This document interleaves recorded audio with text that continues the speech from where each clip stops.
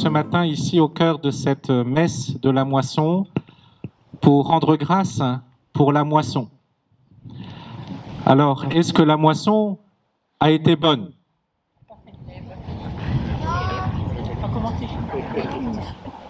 Ça, c'est intéressant. Je savais que cette question allait semer la zizanie, la mauvaise herbe. Parce que la moisson, il n'y en a pas qu'une. Et pourtant, on dit messe de la moisson. Donc il faudrait corriger. Messe des moissons. Non, la moisson, certains ont déjà commencé, ça dépend par quoi, mais certains ont été bonnes fin juillet. D'autres ne sont pas encore achevés.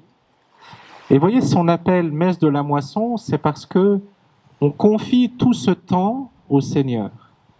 C'est pas simplement un instant T, mais c'est toute une période. Toute la période de la moisson. Et ainsi, cette messe, elle a l'intention pour la moisson, celle qui est passée, celle qui est en cours et celle qui est à venir. Cette messe de la moisson nous rappelle aussi le don particulier du travail des hommes. Je me rappelle l'année dernière avoir fait mention que la messe n'est possible que par le travail des hommes. Et d'ailleurs, c'est ce que nous disons, fruit de la terre et du travail des hommes. Sans ce travail, il n'y aurait pas de liturgie possible. Pas de vin, pas de pain, pas de messe. Et en même temps, il faut aussi des communautés religieuses comme les bénédictines qui fabriquent les hosties, qui servent pour célébrer nos messes. Ce qui permet aussi de remercier l'œuvre du blé eucharistique, toutes les personnes aussi qui font en sorte que ce travail des hommes serve aussi à la gloire de Dieu. Et le pape François rappelait cela aussi, que nous ne passions pas nos vies à courir après les choses ou les événements, mais à prendre le temps de s'arrêter pour regarder le ciel. Alors vous allez me dire, le ciel, on l'a suffisamment regardé ces jours-ci. Il va pleuvoir, il va pas pleuvoir, il pleut plus, parapluie, soleil, chapeau, ombrelle. Mais ça, c'est important aussi de nous rappeler, c'est le sens de la messe de la moisson. Ce matin, nous prenons le temps de nous arrêter pour célébrer, pour nous rappeler qu'au cœur de nos activités, c'est le Seigneur que nous voulons remercier, rendre grâce. Donc que nous puissions prendre le temps, j'allais dire aussi peut-être pour offrir à notre monde qui s'accélère, j'allais dire le temps comme une certaine transfiguration. Vous savez, aujourd'hui, c'est la fête de la transfiguration. Donc il y a Jésus qui, avec Pierre, Jacques et Jean, tout se passe bien, et d'un seul coup, ses vêtements, son visage devinrent tellement blanc qu'on voit cette gloire de Dieu. Celui-ci est mon Fils, en qui j'ai mis toute ma joie. Et c'est la force de cette parole aussi que reçoivent les apôtres, dans les moments joyeux, mais dans les moments difficiles. Vous voyez la réaction de Pierre, de Jacques et de Jean, surtout de Pierre. Et il est bon d'être ici. Il est bon d'être avec toi, Seigneur, glorifié. Est-ce qu'on peut dresser 3 tentes, une pour toi, une pour Moïse, une pour Élie? Il est bon d'être avec toi, dans la gloire. Et puis le Seigneur rappelle que cette gloire, elle va passer aussi par des épreuves. Et qu'il faudra reconnaître la présence de Dieu au cœur même des difficultés et des épreuves. Ils feront l'expérience. Pierre fera l'expérience, aussi Jacques et Jean. Pierre, au cœur de l'épreuve, va peut-être s'éloigner du Seigneur.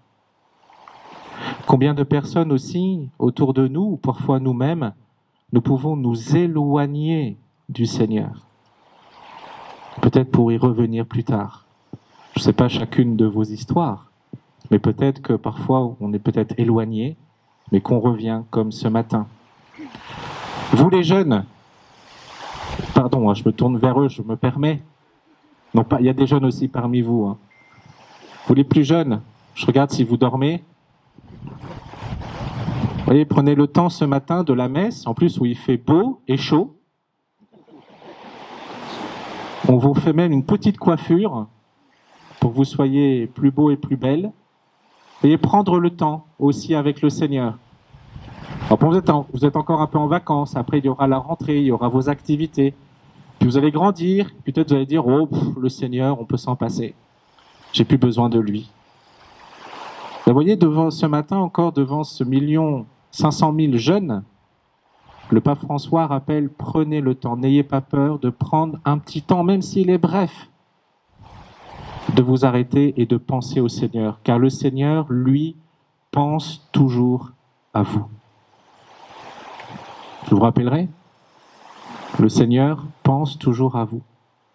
Donc de temps en temps, pensez aussi à lui. Et c'est ça aussi la fête de la transfiguration, qui est liée à la messe de la moisson. Que nos moissons soient transfigurées en fruits de paix. On peut penser par exemple à la guerre entre la Russie et l'Ukraine. Vous savez, pour le moment, il y a des bateaux qui sont bloqués, le blé est bloqué. Donc il y a une famine qui risque de s'installer, non pas simplement en Ukraine, mais dans une partie du monde. Et le pape François a rappelé encore de permettre cette navette humanitaire, qu'on ne peut pas laisser mourir de faim l'humanité. Alors on peut le rappeler aussi, mais c'est aussi nous dans notre vie, la plus concrète, comment aussi nous partageons, nous faisons attention à l'autre, nous ouvrons notre porte à l'autre, nous sommes patients, nous cherchons le bien, nous sommes aussi dans la prière.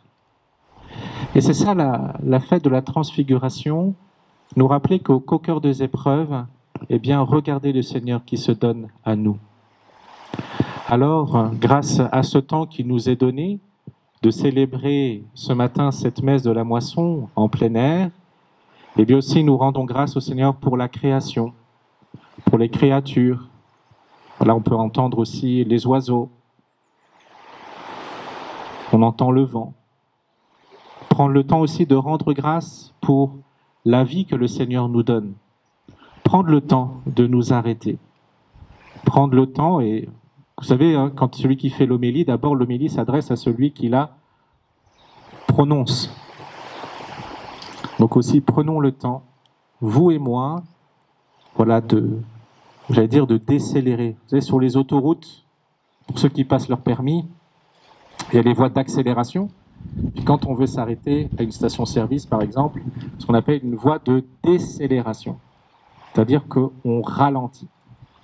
Eh bien, comment, au cœur de notre été aussi, est-ce que nous accélérons, mais aussi nous avons des temps où nous ralentissons, où nous prenons le temps de vivre en famille, d'aller rendre visite à telle ou telle personne, peut-être que ça fait longtemps que nous n'avons pas vu. Aussi peut-être le temps de la prière. Une prière simple, chacun avec nos mots. Il n'y a pas besoin d'être docteur pour prier. On prie avec nos mots, Seigneur, merci pour ce jour. Un Notre Père, un Je vous salue Marie. Ou confier aussi toutes les personnes que nous portons dans notre cœur. La simplicité de la prière. Évidemment, c'est ce que Jésus nous enseigne. Et peut-être aussi que certains, même lorsqu'ils moissonnent, prient également dans leur tracteur. Donc que nous puissions prier, rendre grâce pour ce travail des hommes, qu'il fructifie en fruits de paix, de réconciliation, et qu'il soit pour nous, à travers l'Eucharistie qui est célébrée, le signe de notre fraternité, un seul esprit. Vous savez, la phrase, la devise des apôtres après la résurrection, c'était en une seule phrase, un seul cœur et une seule âme. Donc l'Eucharistie que nous célébrons, à travers la messe de la moisson, nous puissions être les uns avec les autres, un seul cœur et une seule âme, grâce à notre Créateur, au milieu de la création et avec l'ensemble des créatures que vous êtes. Amen.